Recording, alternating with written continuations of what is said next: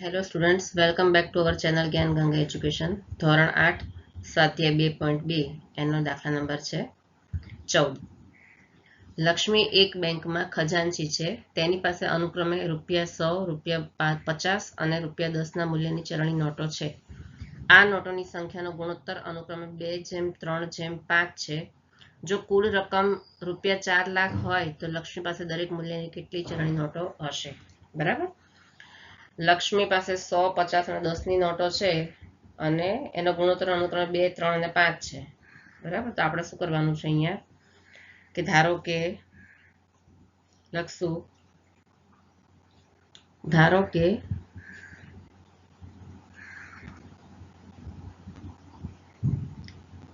₹100 not કેટલી છે? 100 રૂપિયાની નોટ કેટલી? બરાબર 2x. બરાબર. કારણ કે 100, 50 અને 10ની નોટો છે. 100, 50 અને 10ની નોટ એની ગુણોત્તર અનુક્રમે કેટલો છે? 2, 3 અને 5. બરાબર. એટલે 100 રૂપિયાની નોટો કેટલી હોય? 2x. તો માટે એની કિંમત કેટલી થાય? માટે તેની કિંમત કેટલી થશે? બરાબર થશે 100ની નોટો છે ને, તો 100 ગુણ્યા 2x થશે. બરાબર. તો 100 ગુણ્યા 2x એટલે 2 દુ 100 દુ 200 અને x થશે. હવે 50 નોટ કેટલી આવશે? 2 પછી 3 આવે છે ને, 2:3. તો શું લખશું આપણે કે 50 રૂપિયાની નોટો કેટલી હોય? બરાબર 2 પછી અનુક્રમે 3 આવે છે ને, 2:3 તો આવશે 3x. તો બરાબર 50 ગુણ્યા 3x બરાબર 5 તરી 15 એટલે 150x થશે. અને હવે કઈ આવે છે? 10ની નોટો. 10 રૂપિયાની નોટ કેટલી હોય? બરાબર 5. બરાબર 2:3:5 છે તો થશે 5x. તો 5x હોય તો એની કિંમત કેટલી થાય? માટે તેની કિંમત કેટલી થાય? બરાબર કેટલી છે? 10ની નોટ ગુણ્યા 5x. બરાબર. તો બરાબર 10 × 5 50x થશે. બરાબર ને. અહીંયા પણ આવશે માટે તેની કિંમત. 50 રૂપિયાની નોટ લખેલું છે ને, આવશે માટે તેની કિંમત. બરાબર. તો આવી રીતે છે. હવે કુલ રકમનો સરવાળો, કુલ કેટલી એની પાસે નોટ છે? 4 લાખ રૂપિયા છે કુલ રકમ. બરાબર. અહીંયા શું આવશે? કુલ રકમનો સરવાળો કેટલો છે?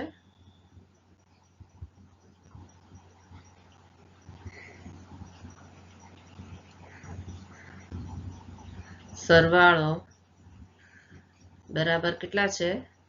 4 લાખ રૂપિયા છે. બરાબર.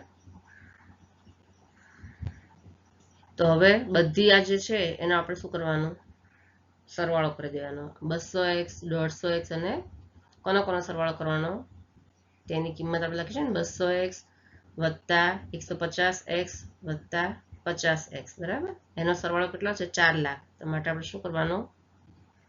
200x વત્તા 150x વત્તા 50x બરાબર થશે 4 લાખ.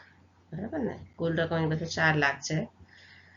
તો માટે આ બધાનો સરવાળો કરીએ. 200 વત્તા 150 વત્તા 50. 150 ને 50 થશે 200 વત્તા 200 એટલે 400x બરાબર 4 લાખ.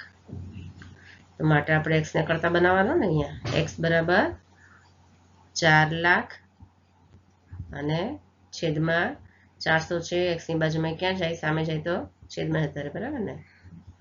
400. ચલો હવે અહીંયા 0 0 ઉડી જશે, અહીંયા 0 0 ઉડી જશે અને અહીંયા આવશે 4 એકા 4 અને કેટલા શૂન્ય બાકી રહ્યા? 1, 2 ને 3 શૂન્ય બાકી રહ્યા. તો અહીંયા આવશે 1, 2 ને 3.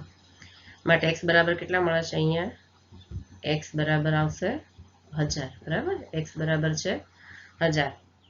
હવે જે નોટોની સંખ્યા છે ને આપણે અહીંયા છે 2x, 3x અને 5x. છે.